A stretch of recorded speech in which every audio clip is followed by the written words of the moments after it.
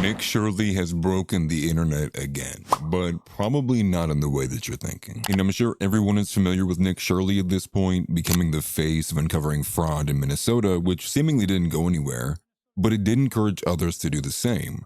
Like how many people went to Columbus, Ohio afterwards because it's the second largest Somali population in the nation. I'm being screamed at in some kind of Swahili. Nick, come here. Film in there.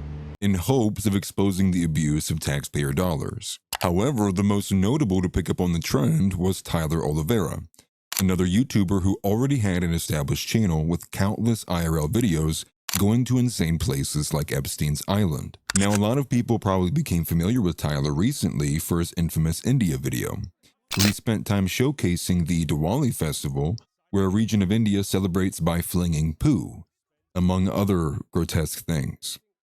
But it was shortly after this that he'd rattled off a group of videos in a row, leaping off of Nick's idea and spreading it to other places, including the previously mentioned Minnesota, Canada's booming Indian industry, and now most relevantly, exposing extreme welfare abuse by Jewish communities in both New York and New Jersey. And this is where it became problematic, because everyone knows who butters the bread of the mainstream Republican establishment. And what set the entire situation on fire is that Nick Shirley publicly endorsed and supported Tyler's work on X, saying, "Expose it all." To which Tyler responds, "The replies to this tweet show the double standards and hypocrisy of half of the Republican influencer space. Does welfare abuse and fraud only suck when it's a Somali? Ask your local MAGA Republican influencer where he draws the line." And what were some of these replies? Laura Loomer, who had been seething since the video dropped, said, "Expose what? Jewish U.S. citizens living their lives peacefully?" Another user says to Nick Shirley, "Way to set a lot of goodwill on fire, Nick," which Tyler Oliveira did not let slide, responding with, "Nick set his goodwill on fire for wanting equal scrutiny for all groups. Shows how conditional that goodwill was. Give me a break." So by now, you're probably getting the picture. It was completely fine to uncover and expose all other groups of people and the way they leech off of the system until it came to one particular group. And the direction Loomer and the others are taking it is that the right has had this big bad anti-Semite and Nazi problem in the youth. It's so shameless. Or the pearl clutching that Shirley has stabbed the Jewish community in the back. And curiously, there wasn't as much pushback to Oliveira when he published his first video covering the Jews, when it was on Nerdless UL, and it wasn't until Nick had responded to the video that seemingly set things into motion. Which has me thinking, are they more mad that Nick Shirley commented because he's actively being groomed by many in the mainstream space? For those who might not have been paying attention, Shirley was on the fence for many people who couldn't decide if he was organic or not, and now I think they have their answer. A friend of mine, Antelope Hill Publishing, also kind of said this as well, saying you have earned the follow. Regardless, there was pushback to Oliveira, and has been from whichever group is set to be exposed, and this is how he handled one of those detractors. And I want to make an important distinction between the Amish, the Hasidic Jews, and Kiryas Joel. The Amish pay for themselves. They're self-sustaining. They're not reliant on welfare programs funded by the taxpayer. I think it's exploitative by nature, though. Yeah, why don't you throw all your money at them and help sustain their lifestyle? Why do I have to take a cut of my paycheck to go towards Kiryas Joel's insulated Hasidic Jewish community that has nothing to do with me? I'll never get anything out of. There's zero upside for them to exist for me. The government makes criteria for getting financial aid. And if someone qualifies for that criteria, I'm not sure why when the Jew does it, you're calling it exploitive or taking advantage, but you don't say that to all the other people and populaces that don't have it. Well, I've never seen anything of this scale to where the families are this large and it's sort of baked into their strategy of childhood. So are you against having children, having a lot of children? I'm pro-children. That's great. I think you should be able to afford it. How do they afford to raise such large families? How do they afford to study full-time? What are you arguing? That I have an obligation as a taxpayer to fund you and how many kids you want to have. If you want to have 30 kids, that's just how it is. I'm arguing that if the law is set up to have certain criteria for people and it's according to children, then people who qualify for it are entitled to get it. And the audacity there is just insane. But in my opinion, it perfectly matches with a tweet that was posted by Nick Fuentes earlier today. The conservative movement is falling out of love with Nick Shirley because he expressed support for Tyler Oliveira, who exposed fraud in the Jewish community. They actually believe that the rules just shouldn't apply to Jewish people. The double standard couldn't be clearer.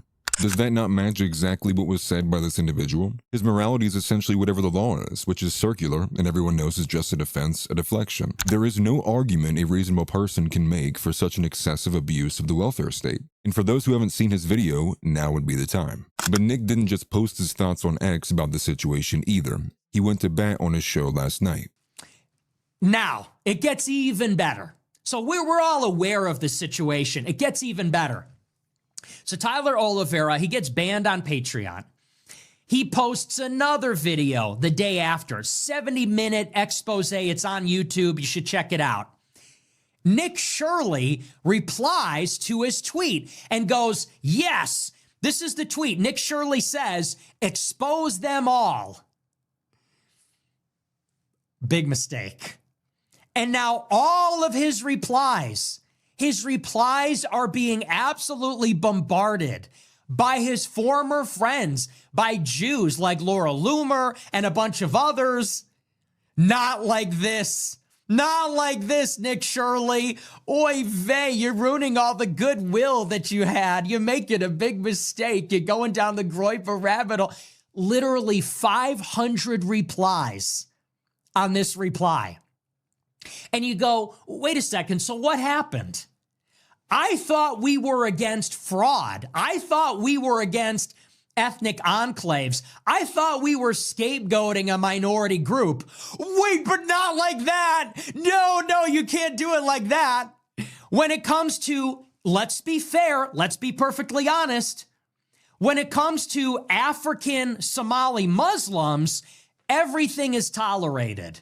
Fuck them and their religion and their shithole country. They're criminals and they're low IQ and they're scum and we got to deport them all and that ain't America. And good on you for exposing the fraud.